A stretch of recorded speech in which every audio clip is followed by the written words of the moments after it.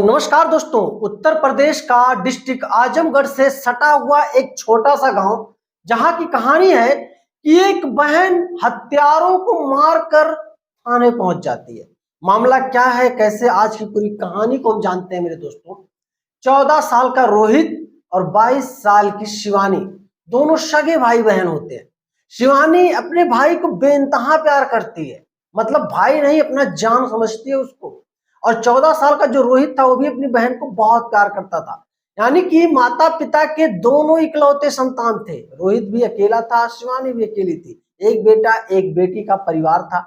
शिवानी के जो माता पिता थे वो गांव पे ही छोटी सी दुकान करते थे। घर का जो सामान होता है, सर्फ साबुन दाल चीनी, किराने के स्टोर जिसे आप कह सकते हो, छोटा सा किराना स्टोर, उसकी दुकान करते थे। और गांव पे ही उनकी 4-6 बीघा कुछ जमीनें थी। बस जमीनों को लेकर के पड़ोसियों में कुछ मतभेद हो गया। धीरे धीरे करके कई बार झगड़े भी हुए। झगड़े होने के बावजूद कभी कभी रोहित भी बीच बीच में अपने पिताजी की तरफ बोल दिया करता था। अब पड़ोसियों में कुछ लोगों को ये बात चुभने लगी कि भाई अभी छोटा सा 14 साल का लड़का है और इस तरीके से सीना दिखा रहा है, भाई ये कल का 25 साल का हो जाएगा तो सबको काट के फेंक देगा। अब पड़ोसियों में कुछ लड़के थे जिनको ये बात हजम नहीं हो पा रही थी। वो सोचे यार ये तो बहुत बात करता है, 14 साल का लड़का इतना बात करता है, आगे चलकर तो कुछ भी कर सकता है हम लोगों के साथ। अब इसी बात को लेकर बहुत सारी चीजें चल रही थी समाज में और उस गांव में, उस पड़ोसियों में चारों तरफ फैलने लगा कि भाई जो रोहित है सिर्फ 14 साल का ही है, लेकिन अपने बाप की पीछे से चाहे बगल में कहो, कंधे से कंधा लगाकर खड़ा है। और उसके बाप को बड़ा गर्व होता है रोहित के ऊपर कि 14 साल का लड़का हमेशा उनके बारे में सोचता है, उनके साथ कदम से कदम मिलाकर चलता है। अब पड़ोसियों को डर सा लगने लगा अंदर से, क्योंकि रोहित पढ़ने में भी इतना अच्छा था कि पूरे गांव के लड़के एक तरफ, रोहित एक तरफ। इसी बात को लेकर के पूरे परिवार के लोग रोहित से बहुत ज्यादा प्यार करते थे, क्योंकि परिवार के लोगों का ये सपना था कि जब ये इतना अच्छा पढ़ने में है तो इसको आगे चलकर कोई बड़ा अफसर बनाने का प्रोग्राम किया जाएगा। और रोहित भी कहीं ना कहीं मन में ठान लिया था कि भाई बड़ा होकर कुछ ना कोई बड़ा अफसर बनूंगा और ये जो पड़ोसी हैं इनकी हेकड़ी जरूर निकालूंगा।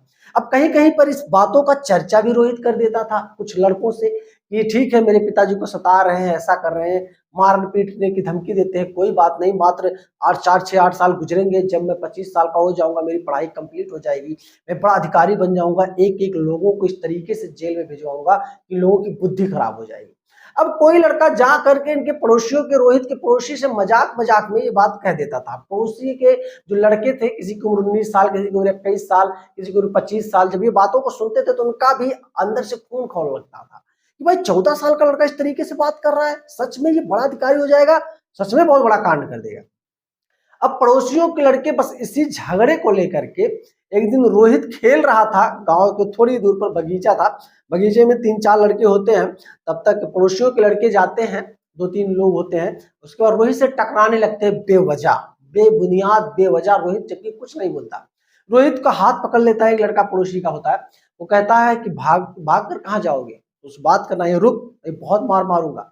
अब अगल बगल के लड़के और जो थे रोहित के साथ पहले से खेल रहे थे, वो डर गए, भाई कुछ ना कुछ रोहित के साथ हो जाएगा अभी।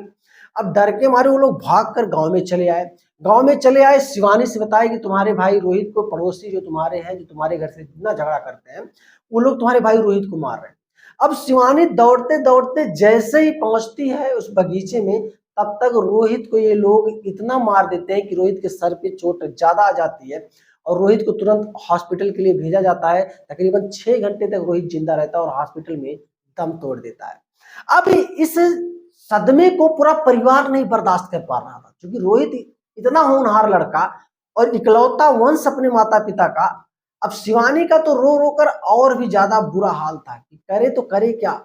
अब जितने लड़के रोहित को मारे पीटे थे वो लोग अंडरग्राउंड हो चुके थे, यानी कि कोई कहीं भाग के लुका रहा था, कोई कहीं भाग कर छिपा हुआ था, इसी तरीके से चल रहा था इनका। अब शिवानी एकदम काली का विकराल रूप ले करके भाई उन लोगों को किसी ना किसी तरीके से ढूंढ रही थी, लेकिन पा नहीं रही थी। तकरीबन रोहित का भाई जो भी कुछ होता है इसको मिट्टी दे गई, और भी प्रोग्राम जो छोटे मोटे होते हैं पंडित जी की तरफ से, ये सारे प्रोग्रामों को खत्म किया जाता है। करीब 6 दिन गुजर गया। 6 दिन के बाद एक लड़के की सूचना शिवानी तक आती है कि वो लड़का उस जगह पे है, पुलिया पे बैठा हुआ है, और जो तुम्हारे भाई को मारा था वो भी उसी में था। अब शिवानी पीछे से जाती है और उस लड़के का गला पकड़कर इस तरीके से ऐंठ देती है। लड़के का गला टूट जाता है और लड़का वहीं पे दम तोड़ देता है। उस लड़के की उम्र 19 साल की होती है।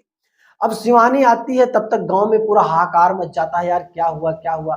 तब तक उस लड़के का जो भाई था, जो रोहित को मारने में उसका भी हाथ था, वो भी पहुंचता है। शिवानी उसको भी पाती है और उसको भी बहुत बेरहमी से ईंट से खून खून कर सर पे और सीने पे वार करके उसको भी जान से खत्म कर देती है। बचता है एक लड़का, वो फरार था, अभी तक उसकी कोई सूचना नहीं मिल पा रही थी।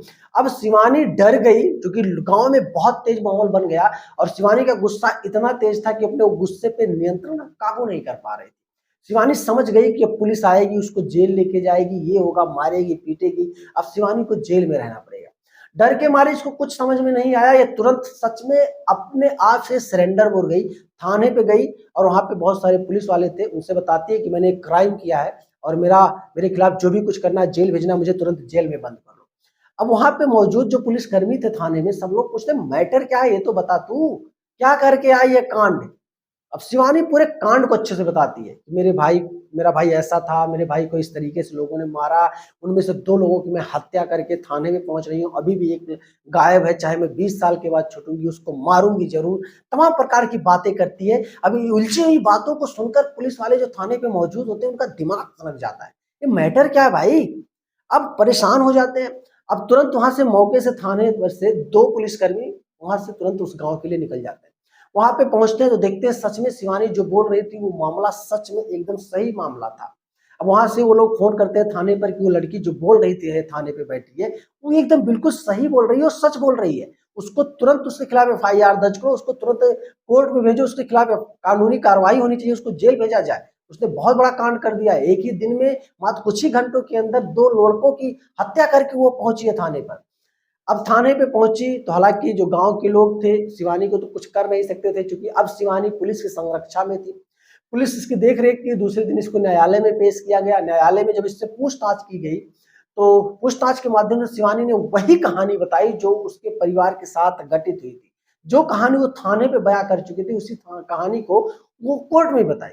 कोर्ट में जब जज ये बात सुनता है तो जज के हाथ कांपने लगते हैं कि आखिर ये कौन सा सजा सुना है। लेकिन कानून कहता है कि भाई गुनाह तो गुनाह होता है। तुरंत जज ने एक्शन लिया और उसके भाई रोहित का जो एक लड़का हत्या करके फरार था, अभी तक वो माया पाया नहीं गया, कोर्ट ने उसके खिलाफ एक्शन लेने के लिए कहा कि 24 घंटे के अंदर उसको भी तुरंत पुलिस यहाँ पे चाहे जहां से ढूंढ कर लाए और शिवानी के खिलाफ भी तुरंत कानूनी कार्यवाही करके उसको जेल के लिए भेज दिया जाता है।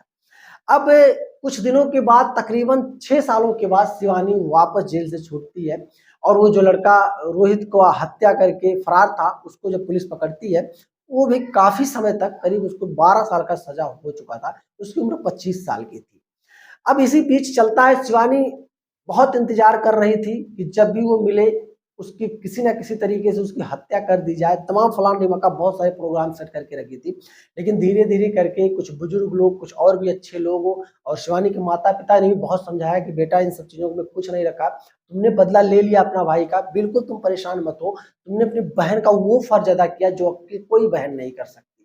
बेटी तुम बिल्कुल मत परेशान हो, इन सब झगड़ों झंझट में कुछ नहीं रख रहा, तो बिल्कुल इस सब चीजों में मत फंसो, तुम अपना जीवन बसाओ, अपना घर बसाओ। हम लोग जैसे हैं, ऊपर वाले ने जैसा चाहा हमको उस हालत में छोड़ दिया। दोस्तों, ये जो कहानी है उत्तर प्रदेश के आजमगढ़ की जो मैं बता रहा हूँ, ये काफी वर्षों पुरानी कहानी है। किसी व्यक्ति के जुबान से बस कही कहाई हुई कहानी है, मैं सुना रहा हूँ। अब ये कहानी में कितनी सच्चाई है, कितना झूठा है, शायद मुझे तो नहीं पता, लेकिन जिस भी व्यक्ति ने इस कहानी के बारे में जिक्र किया मुझसे, इस कहानी को सुनने के बाद मेरा दिल नहीं माना कि कहानी मैं आपको ना सुनाऊं। हालांकि छोटी सी कहानी सुनने के बाद आप क्या कहना चाहोगे, एक बार कमेंट जरूर करना। वीडियो पसंद आए तो लाइक करना और चैनल पे नए हो दोस्तों सब्सक्राइब कर लेना। मिलूंगा फिर एक शानदार सी कॉन्सेप्ट को लेकर, तब तक के लिए जय हिंद।